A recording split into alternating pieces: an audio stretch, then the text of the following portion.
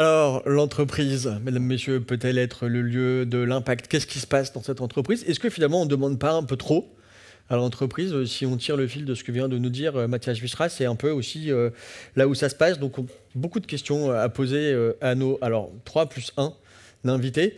D'abord, ceux qui sont ici avec moi au siège du MEDEF en présentiel, que je vais immédiatement vous présenter.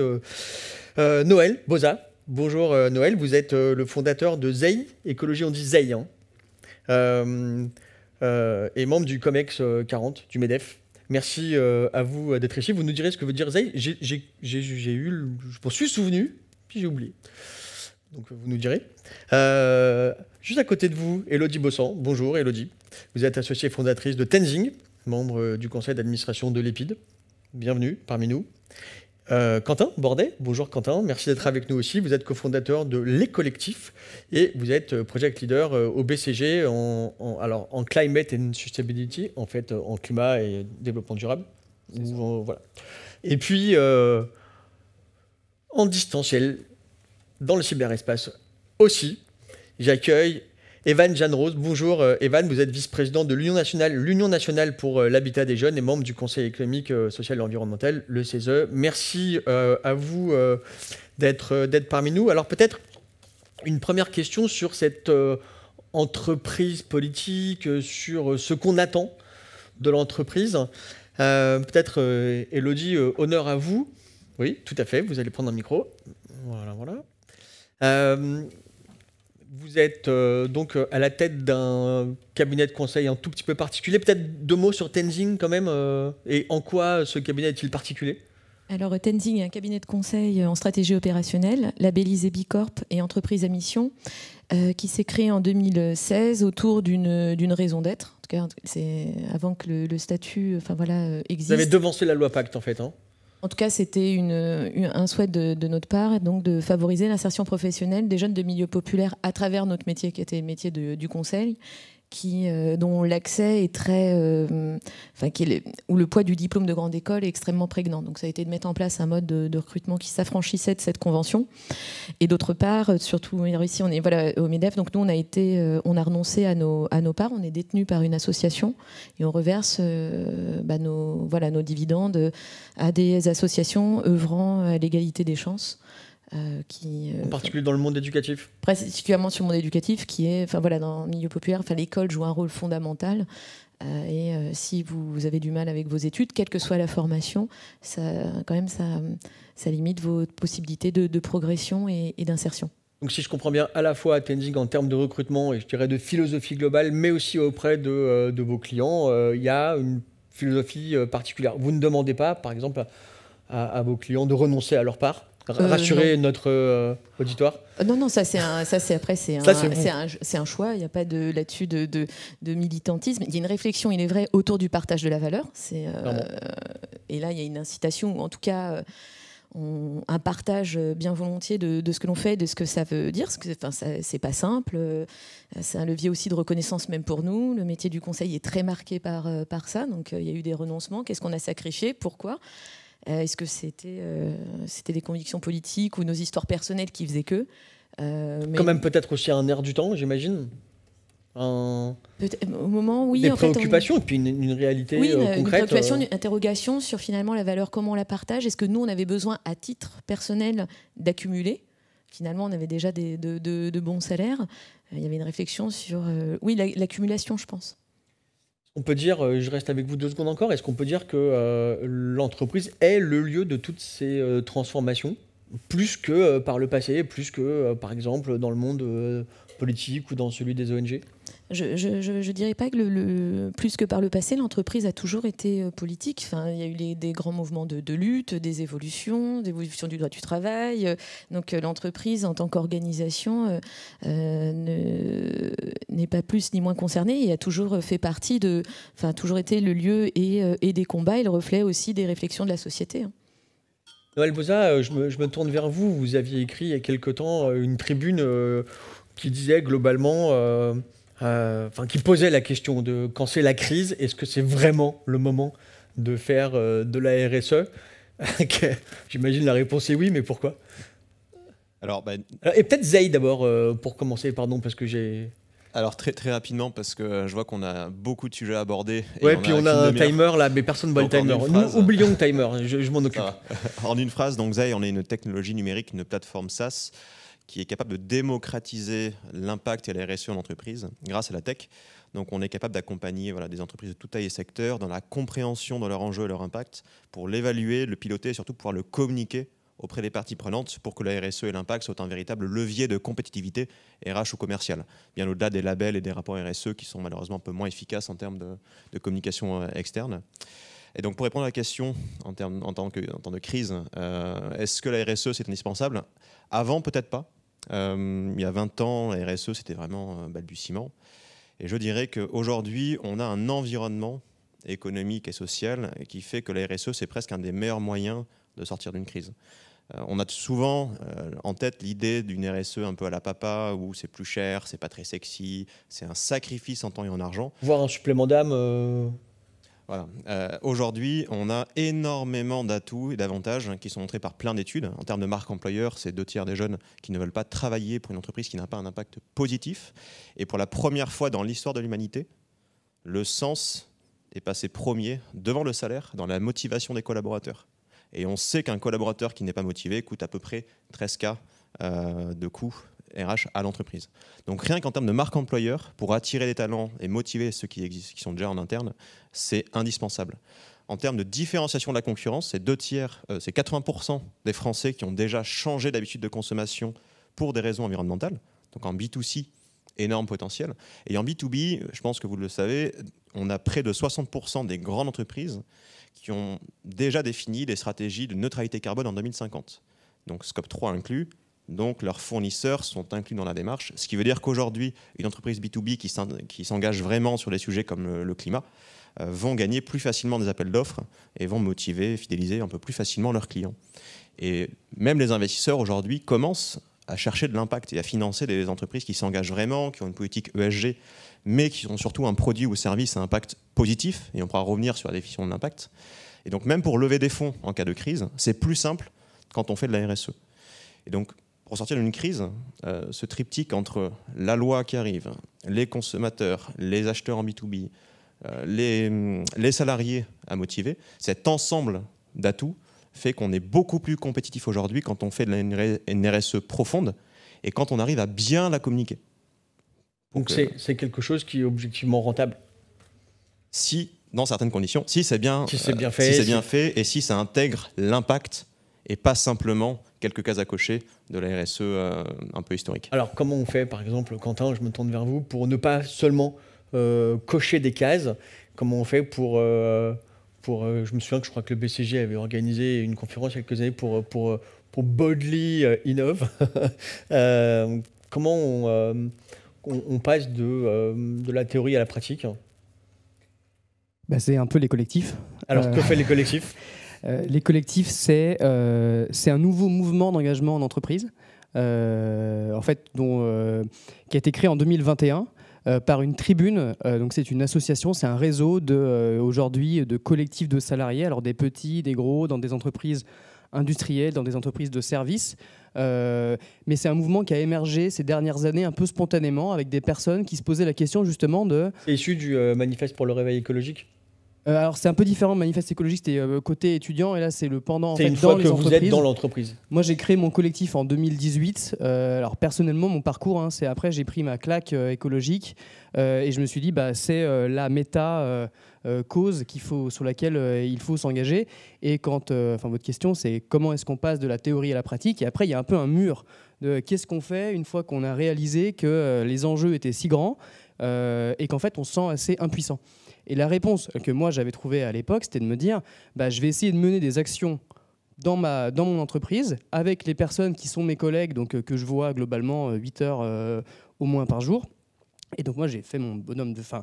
On a créé un collectif, on était 5, puis 20, puis 50, puis 100. Et c'était en 2018.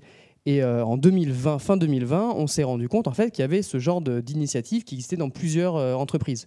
Donc à une vingtaine, on s'est rassemblés et en fait on a travaillé sur cette tribune manifeste qu'on a publiée dans les Échos en avril, donc il y a 2 ans, en avril 2021, pour expliquer ce que c'était qu'un collectif, parce que les collectifs, c'est aussi une manière de faire. C'est quand vous dites comment est-ce qu'on passe de la théorie à la pratique, c'est on fait. C'est-à-dire que demain, je veux avoir un impact dans mon entreprise, je peux faire de la sensibilisation. Donc je peux aller faire des fresques du climat pour des centaines de personnes avant que ça devienne le nouvel alpha et oméga de la formation d'entreprise. Je peux aller interroger ma direction sur la pérennité du business model, ou même faire des propositions pour en fait aller plus vite. Je peux faire ou lancer le bilan carbone de mon entreprise. Et donc à 25, à 27, on a écrit cette tribune en 2021. Et aujourd'hui, il y a des collectifs de taille et de modes d'opération variés. Vous avez infiltré le système, en fait, si on résume. Ouais, c'est pas infiltré, parce qu'en fait, ça vient pas de l'extérieur. C'est en fait comment, aujourd'hui, il y a plus de la moitié des personnes, enfin Noël, tu le disais, trouver des réponses et s'engager personnellement pour la transition écologique, sociale et sociétale, comme le disait Mathias Vichra, ça concerne plus de la moitié des Français en font une priorité. Donc en fait, c'est même pas s'infiltrer, c'est comment est-ce qu'on révèle, c'est prendre la place. Comment est-ce qu'on le rend concret, en fait. Et donc par rapport à la question, est-ce que l'entreprise est le lieu de l'action ? Oui, parce qu'en fait, il y a 25 millions de personnes qui vont travailler, il y a 25 millions d'actifs en France qui passent, j'imagine, à peu près 8 heures par jour. Donc l'entreprise peut-elle être le lieu de l'impact ? En tout cas, c'est le lieu où 25 millions de personnes passent 8 heures par jour. C'est les revenus du CAC 40, c'est équivalent au budget de l'État français. Et les revenus du top 1000 des entreprises en France, c'est l'équivalent à la capacité d'investissement nécessaire par année pour faire la transition, alors net zéro, en tout cas la transition climatique. Donc la transition se fera avec les entreprises ou se fera pas. Et en tout cas avec les collectifs, nous on essaie de défricher, de voir comment est-ce qu'on peut engager de manière assez large les dirigeants d'entreprise avec les forces vives de l'entreprise, donc les salariés et plus largement les managers. Evan, Jeanne-Rose, vous nous entendez ? Je ne vous oublie pas. Vous êtes là ? Vous nous entendez ? Petit problème de son. Alors nous sommes donc en direct. Hein. Evan, vous nous entendez ? C'est bon ? Ok, merci. Et vous avez entendu le début de la conversation. Qu'est-ce que vous auriez à répondre, vous, sur ce lieu de l'impact et comment vous-même vous l'envisagez dans vos activités ? Bonjour à vous. J'espère que vous m'entendez. Très bien, parfaitement. Il y a 2 secondes. Il n'y a pas de problème. Écoutez, moi, je l'envisage d'abord du côté des foyers de jeunes travailleurs, parce que je représente quand même ce réseau du logement des salariés, des jeunes qui sont en train de rentrer dans le marché du travail. Et en fait, ils viennent travailler dans vos entreprises de la journée et puis le soir, ils reviennent chez nous. Puis le matin, on peut les voir avant qu'ils repartent dans vos entreprises. C'est de là que nous, on regarde les jeunesses et on est souvent le premier partenaire des employeurs sur ces questions-là. Nous, ce qui est intéressant de voir, c'est que moi, je pense pas que l'entreprise soit le lieu de l'impact seule. Elle peut ne l'être qu'avec son environnement et avec l'idée que, d'une part, le jeune n'a pas envie de dissocier son identité, c'est-à-dire que il sera pas le travailleur la journée puis l'engager le soir. Il a envie de s'engager tout au long de la journée et être travailleur ou en tout cas actif dans sa vie toute la journée. Et puis, le deuxième aspect, c'est peut-être comment dire ? Moi, j'arrive du champ plutôt de l'économie sociale et solidaire qu'on dit être très porteuse de sens. Et puis, j'ai porté un avis sur la crise des métiers dans ce champ-là. Ce qui est intéressant, c'est que dans des associations porteuses de sens et qui ont eu une forte idée politique du travail, c'est-à-dire que le travail, c'était aussi une action politique plutôt sur les questions sociales dans notre champ, mais aussi sur les questions environnementales. Elles ont perdu de l'attractivité quand elles ont perdu cette dimension-là et qu'elles se sont concentrées sur la seule notion de performance ou de production et que finalement, les salariés, quand ils venaient au travail, arrêtaient de parler de politique, arrêtaient de parler de qu'est-ce qu'on fait, pourquoi on le fait, vers où on va, etc. Et je rejoins assez bien les propos qui ont été évoqués de dire l'entreprise, elle a toujours été politique et peut-être qu'il faut surtout lui redonner la possibilité d'être politique, d'être un lieu de socialisation et puis en lien avec son environnement parce qu'elle n'est pas toute seule sur son territoire à agir. Élodie Bossan, vous évoquiez tout à l'heure les certifications, hein, vous êtes Bicorp.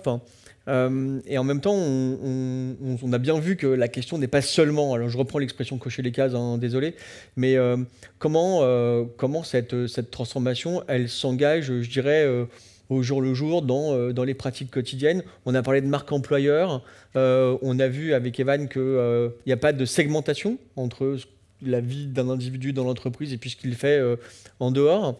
Comment on accélère ce mouvement et au-delà de la loi Pacte, au-delà des affichages? Au-delà des affichages, il y a une réflexion autour du pourquoi, en fait. Pourquoi une entreprise se décide de se lancer. Je vais reprendre tout à l'heure ce que vous évoquiez. Si c'est un sujet strictement de marque employeur, on ne va pas mettre les mêmes moyens. Parce que pour générer, améliorer sa marque employeur, on n'a pas besoin de changer complètement son modèle. Les candidats comme et les jeunes aussi ont des niveaux de maturité extrêmement différents, de sensibilité, de connaissance des enjeux climatiques, des enjeux sociaux. Donc les vrais sujets pour moi de transformation, c'est de savoir, pour une entreprise, quelles sont ses marges de manœuvre, du temps dont elle dispose. Ça nécessite aussi une stabilité du management, parce qu'il y a des effets d'acculturation qui sont importants. Il faut réussir à comprendre pourquoi on va générer de l'impact. Que l'impact va être peut-être pour nos collaborateurs, mais va être aussi pour la société. Mais on ne va pas le mesurer de la même façon, on ne va pas être dans la même échelle de temps. Donc finalement, pour qui on va poursuivre cette mission-là? Les labels et les certifications, par exemple, nos Bicorp nous a beaucoup aidés pour repasser en revue un peu tous nos processus et de voir là où on était. Ça dressait quand même une cartographie. Parce que vous pouvez être vite soit démunis, soit partir avec vos idées préconçues de ce que pourrait être votre impact, de là où vous êtes bon et finalement là où vous vous rendez compte que vous ne l'êtes pas. Et puis il y a des champs où en fait vous pouvez difficilement, où c'est plus difficile d'y aller parce qu'en même temps il y a une logique de ne pas partir non plus complètement tout seul, parce que ça peut être vite démoralisant pour une entreprise d'être la seule à partir, de ne pas en voir un bénéfice immédiat et que ça puisse être parfois même un désavantage. Là encore, je donne le cas de Tenzing, mais d'avoir ouvert notre recrutement mécaniquement, à allonger nos délais de recrutement. Donc il faut accepter qu'on a des missions qu'on ne peut pas faire tout de suite, et finalement pour à des fins de bénéficiaires et d'un message vis-à-vis de la société. Ça fait penser qu'il peut y avoir aussi des éléments de frustration. Ça va pas assez vite, on n'y arrive pas.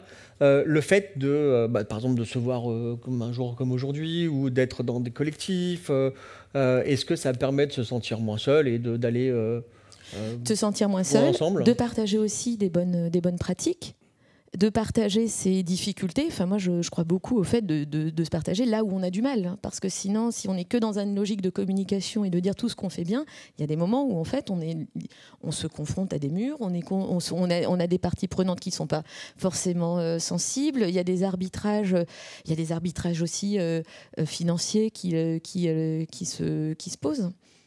Noël, vous évoquez, ça date donc de 2000... Zaï, ça date de quelle année, pardon? Lancement de la solution entreprise, 2017. 2017. Bon, là encore, on le disait tout à l'heure, 5-6 ans, mais en même temps, ça va très vite. Est-ce que vous avez le sentiment d'avoir convaincu autour de vous? Et est-ce que finalement, la situation objective fait que les gens sont plus convaincables que par le passé? Alors, par le passé, il y avait quand même des intérêts, mais les intérêts des entreprises à l'époque, c'était les entreprises qui étaient un petit peu impact natives. Et je pense que c'est bien peut-être de séparer celles qui sont engagées dans la RSE et celles qui sont à impact. Qui s'y mettent. Ouais. Qui se mettent concrètement. La différence entre les deux, c'est que dans une politique RSE, telle que c'est expliqué, dire un peu à l'ancienne, le but est de réduire l'impact négatif, de réduire ma pollution, les inégalités en interne. Mais le nouveau terme entreprise à impact est un poil différent. L'entreprise à impact a un produit, un service ou un business model qui a un impact positif sur la société ou l'environnement. Donc c'est un petit peu différent, peut-être séparer les deux. Avant, c'était beaucoup d'entreprises impact natives qui s'y mettaient, les champions du type Insect, les Too Good To Go, qui avaient un modèle dès le début qui était impact. Et aujourd'hui, ce sont de plus en plus d'entreprises qui étaient, on va dire, un peu RSE avant, qui se contentaient de l'ISO 26000 ou de réduire au maximum les externalités négatives et qui commencent à se poser la question, ça ne va pas assez loin. Si je veux vraiment être sincère dans ma démarche RSE, il faut que je passe à l'étape suivante et que je commence à transformer mon produit, mon service ou mon business model. Certains y vont parce qu'ils sont conscients qu'il n'y a pas le choix, sinon dans 20 ans, le modèle de société n'est pas garanti, je vais dire ça gentiment, soit parce qu'elles sont conscientes que le salarié ou le client s'en fiche un petit peu au final que je trie mes déchets ou que j'ai une charte de politique achat responsable. Maintenant, ce que je veux, c'est acheter un produit ou service qui est plus durable que celui d'un concurrent, ou travailler pour une entreprise qui a un sens, qui a une mission dans sa raison d'être, en quelque sorte. Et donc ça, je dirais que ce switch vers l'impact, ça fait Alors, je dirais 3 ans. Après, c'est subjectif. Peut-être que vous n'avez pas les mêmes ordres de grandeur en termes temporaires. Juste pré-Covid, quoi. Un petit peu avant pré-Covid, voilà, c'est ça. 2019, 2018, 2020, c'est là où ça a vraiment accéléré sur ces sujets d'impact et qu'on en a commencé à en parler. La plupart des fonds à impact se sont lancés dans cette période-là. Evan, vous êtes toujours avec nous? Evan, oui, vous nous entendez? Ok. Alors, je suis là. Oui, mais votre image est un peu figée. Enfin, elle est totalement figée. Donc, mais on vous entend, c'est le principal. Vous nous avez dit tout à l'heure que vous veniez de l'ESS, de l'économie sociale et solidaire. Dans quelle mesure diriez-vous que les principes fondateurs de l'ESS ont infusé dans le reste de l'économie? C'est une sacrée question. Vous revoilà. D'accord, super. Je me demandais sur quoi j'étais figé. C'est une très bonne question que vous posez. En quoi ça a infusé? Je pense que l'ESS a toujours été, et j'espère restera toujours, un laboratoire un peu d'anticipation et d'engagement pour des salariés et des travailleurs là-dessus. On a la particularité dans l'ESS, mais ça vous le savez, d'être principalement non lucratif ou à lucrativité limitée, c'est-à-dire que la majorité de nos professionnels de travail ne servent pas pour s'enrichir, mais les personnes qui s'engagent, elles sont en responsabilité ou dirigeants également. Et du coup, ils réfléchissent, ça pose des questions de sacrifice, ça a été plutôt bien exposé tout à l'heure. En tout cas, il y a toute cette réflexion qui se pose sur qu'est-ce que ça engage pour nous. Donc ça, c'est le premier point, c'est qu'on veut démontrer que ça existe et qu'on peut faire une économie un peu différente. Après, là où on est pris dans le SS, c'est dans cette croyance que ça suffit et que parce qu'on a ça et qu'on propose ça aux salariés, du coup on répond à leur envie, à leurs demandes et à leurs besoins. Et sans doute que c'est un peu faux, puisque finalement il y a une forte demande sur les questions de conditions de travail, sur les questions de management aussi, d'accompagnement du management, de présence auprès de lui des salariés pour agir, et notamment des plus jeunes. C'est-à-dire que les jeunes, c'est pas pour eux plus idyllique de travailler dans l'ESS que ailleurs, du moment que les conditions sont bonnes. Donc voilà, ça c'est le premier point. Le deuxième point, c'est un peu précurseur, comme je vous l'évoquais, sur la capacité à dire, sur telle question écologique, peut-être on peut changer le modèle d'affaires à tel endroit ou à tel autre. On a moins d'engagement personnel dans nos modèles d'affaires, donc on peut aussi se permettre de prendre quelques risques qui sont un peu différents. Et je pense que ça, c'est à défendre également. Voilà, j'espère que j'ai répondu à votre question. Je ne sais pas du tout où est-ce qu'on en est de la connexion. Non, la connexion, vous inquiétez pas sur la connexion. S'il y a un problème, je vous le dis, tout va bien, tout le monde entend bien. Bon. Ouais, très bien. Alors, je voulais quand même réagir juste. Je vous en prie. Parce que il y a une question qui se pose du côté des modèles du mouvement Habitat Jeune, des modèles de foyers de jeunes travailleurs. Nous, les jeunes qu'on observe, ils travaillent principalement avec des artisans dans des postes d'employés, d'ouvriers et autres. Je pense que c'est intéressant aussi de pouvoir dissocier potentiellement qu'est-ce qu'ils envisagent de leur entreprise et quel est l'impact qu'ils souhaitent de leur entreprise. Ils y sont attentifs, et ça a été assez bien dit, mais pas dans les mêmes termes, je pense, que les cadres, les personnes issues de grandes écoles ou de grandes études, qui ont une conscience écologique et surtout un capital culturel qui leur permet de penser ces différentes dimensions et d'en faire quelque chose, ou en tout cas de se donner les moyens d'agir. Les jeunes qui sont plutôt sur des postes d'employés et d'ouvriers, de cadres intermédiaires, ils le tentent également, mais ils sont un tout petit peu plus soumis aussi aux logiques du marché du travail et de l'emploi, puisque un peu plus en tension. Et puis, ils sont aussi très attentifs aux conditions de travail et à leur santé principalement. Ça, si je vous l'évoque, c'est qu'on en parle actuellement au CESE sur ce sujet-là. C'est de voir à quel point les plus jeunes sont attentifs à la dégradation potentielle de leurs conditions de travail et en quoi leur métier impacte dans leur vie personnelle ou dans la vie de leur territoire de vie en tant que tel, pas forcément sur des enjeux non plus tout le temps climatiques, parce que leurs entreprises d'action, elles sont pas forcément internationales, elles peuvent être très ancrées localement, et donc du coup c'est là où il se pose la question de l'impact également. Alors, la transition est trouvée. Moi, c'est une question que je voulais vous poser aussi un peu à tous les trois. On a beaucoup parlé d'écologie au sens large, d'environnement, mais l'impact, il a lieu aussi sur les questions de genre. Alors, vous n'étiez pas là au début, mais Frédéric Dabi nous en a beaucoup parlé. D'égalité salariale. Est-ce que ça, c'est des choses que vous sentez poindre dans les entreprises dans lesquelles vous êtes ou que vous dirigez, Quentin, par exemple ? Dans le manifeste qu'on avait publié en 2021, on avait dit transition écologique et sociale. Et alors souvent, on veut réduire cette partie à la partie écologique, mais en fait... Puis la question des inégalités, on verra plus tard un peu, c'est ça Ouais, et en fait, on en est globalement plus à ce stade-là. Maintenant, on sait que ces causes-là et ces enjeux-là, en tout cas, sont liés. Sont complètement liés, et qu'en fait il faut les prendre ensemble et de manière holistique, en fait. C'est le mot qui est souvent utilisé. Mais vous pouvez l'utiliser parce que c'est la première fois qu'on l'utilise. Ah, là, bon, aujourd'hui. donc j'ai le droit, génial. On a Non, droit à un holistique et un systémique, ensuite c'est fini. Bon, je laisse le systémique pour aux autres, mais je le pense très fort aussi. Et du coup, ce qui veut dire que dans l'engagement, les entreprises en fait vont devoir répondre à ces enjeux écologiques et sociaux. Et même dans ce que je vois, de l'engagement des personnes dans les collectifs, c'est ce qui les fait se bouger, en fait, c'est ce qui les fait se mettre en mouvement. C'est de se dire comment est-ce que l'entreprise va participer à résoudre à ces sujets, à répondre à ces sujets écologiques et sociaux. Et par exemple, le bon niveau de prix pour un service, tout ça, c'est des questions qui ont une dimension écologique, qui ont aussi une dimension de partage de la valeur, partage du pouvoir, empreinte économique d'un service, et en fait, il faut les traiter ensemble. Élodie Bossan, vous êtes d'accord? Il y a quelque chose de l'ordre, disons, de la cohérence globale, pour utiliser un autre synonyme? Oui. Enfin, là, je rejoins les propos des vannes. Quand on parle des jeunes, c'est pas des populations complètement homogènes selon où est-ce qu'on travaille, où est-ce qu'on habite. On procède à des arbitrages un petit peu différents. Le sens, je pense, tout le monde a toujours voulu avoir un travail sensé.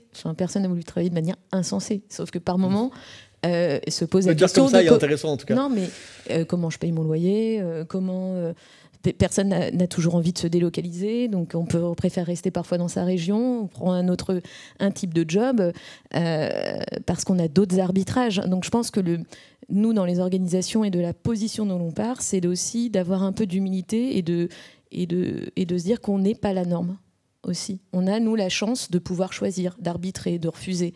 Mais tout le monde ne peut pas refuser un emploi sous prétexte d'absence de sens. Et en même temps, il y a beaucoup de métiers, on est tous d'accord à trouver qu'ils ont extrêmement beaucoup de sens, pourtant aucun d'entre nous n'irait l'exercer. Donc je pense que le fond, c'est quand même de nous interroger de la place d'où on parle, vis-à-vis des jeunes. On dit souvent d'ailleurs que les transformations commencent par soi-même, nous-mêmes. Et après, c'est peut-être ainsi qu'on peut s'interroger sur ce qu'on reconnaît avoir de la valeur ou pas, et de procéder à d'autres... Vraiment, je pense d'autres arbitrages dans les organisations. Et là encore, je distinguerais une petite entreprise d'une grande, une entreprise en région, d'une entreprise francilienne. C'est pas du tout les mêmes mécaniques et les mêmes contraintes de marché. Noël, vous diriez que quand on commence à tirer le fil environnemental, il y a tout qui vient avec. Est-ce que vous êtes d'accord avec cette assertion ? Alors tout est lié, c'est sûr, mais en effet, en France, les entreprises vont plutôt se dire c'est l'environnement la priorité parce qu'en tant que Français, on est déjà plutôt pas mal sur les sujets d'inégalité, parité homme-femme, ce que je ne partage pas. Et je pense que cette erreur vient du fait qu'on mélange très souvent la RSE, on met tout dans le même panier. On met la gouvernance, le social et l'environnement ensemble pour avoir un score unifié ou un label unifié ou un score EcoVadis, voilà, où tout est mélangé. Et avec cette approche-là, le souci, c'est qu'on va faire sa matrice de matérialité, on va chercher à identifier les enjeux principaux. Et si je suis dans l'énergie, je vais dire l'enjeu majeur, c'est le climat. Si je suis un agriculteur, l'enjeu majeur, c'est l'eau, la biodiversité. Et du coup, le social et la gouvernance passent en second. Et donc, c'est important. Du coup, est-ce que c'est pas un super casse-tête ? Pas si on sépare les trois piliers. Okay. Et qu'on dit dans l'environnement, dans l'agriculture, par exemple, l'enjeu majeur, en effet, c'est l'eau, la biodiversité, le climat, c'est peut-être un peu plus secondaire. Par contre, sur le social, je fais une nouvelle matrice de matérialité où là, j'identifie le temps de travail, comment est-ce que les agriculteurs sont payés. Si je suis dans la formation, l'inclusion, la diversité qui est plus important peut-être que d'autres sujets sociaux. Mais d'aborder le social à part et la gouvernance à part, ça permet d'éviter de tomber dans ce piège, de faire du climat, j'ai fait mon bilan carbone et c'est bon, j'ai fini, merci, au revoir, quoi. Ok. Alors, évidemment, tout ça, vous le dites, c'est un vrai casse-tête. J'entends dans mon oreille le murmurer très fort. Comment on fait pour ne pas se décourager? C'est ma dernière question. On fait. Ok. Non, mais pour pas se décourager... il y a un défi, le défi est immense en fait. On saura si on a réussi les transitions dans 10, 20, 30 ans. Et en fait, on ne sait pas si on va réussir. Donc, il faut arriver à gérer, vous parliez de frustration, il faut aussi arriver à gérer cette frustration de pendant un temps qui va être relativement long, pas savoir si on aura réussi et en même temps de voir faire tous les efforts qu'on peut. Donc comment est-ce qu'on fait, nous, avec les collectifs? L'impulsion de départ des personnes, souvent, c'est de se dire je vais faire dans mon entreprise, je vais mener une première initiative de sensibilisation, un bilan carbone, interpeller, rassembler, essayer de mobiliser des collègues autour de moi. Et souvent, ce qu'on voit, c'est que ce déclic, il crée du positif. On n'est plus seul. Quand on est plusieurs, en fait, on peut mener des actions à plus grande échelle et après s'atteler à les faire grandir. Et là, on est au MEDEF, donc il y a vraiment des dirigeants. Et nous, le message qu'on a pour les dirigeants, c'est en fait, au sein de vos entreprises, il y a plus de 6000 entreprises de plus de 250 salariés en France, donc où il y a forcément une masse critique de personnes sensibilisées sur ces sujets-là. Mais en fait, ça veut dire que déjà à l'intérieur, il y a des personnes qui ont cette sensibilité-là et qui connaissent les entreprises et qui les connaissent sur le terrain à travers leur métier et qui sauront comment réinventer leur métier. Et donc nous, on leur dit, mais en fait, essayez de les identifier et faites des initiatives, écoutez ce que ces personnes ont à raconter, essayez de mettre sur pied des projets assez concrets. Donc voilà, pour pas se décourager, on lance des projets et on s'assure à ce que ces projets n'aient pas des résultats dans 5 à 10 ans, mais qu'on puisse avoir des premières étapes à 3, 6, 9 mois avec les personnes qu'on a Donc si autour. je résume, le court terme, le moyen terme, le long terme, et on essaye d'y aller et de faire, ce qui est pour le coup... Et après, il y a des cadres de référence, hein, le cadre des limites planétaires, les accords de Paris. En fait, tout ça donne quand même un cadre global qu'il faut respecter pour que globalement ce soit vivable pour tous. Mais au-delà de ce cadre long terme, ensuite, il faut s'en approcher. Donc, il faut faire dès maintenant et pas repousser à demain. Très bien, écoutez, ce sera le mot de la fin. Je suis vraiment désolé de ne pas vous donner plus longtemps la parole, mais encore une fois, on est un peu pris par le temps. Merci beaucoup à tous les trois avec moi. Merci beaucoup, Sévan, d'avoir été avec nous en distanciel. Et on se retrouve évidemment très vite pour parler d'utopie et entreprise. Merci beaucoup. À tout de suite. Merci. Merci à vous. Merci à tous.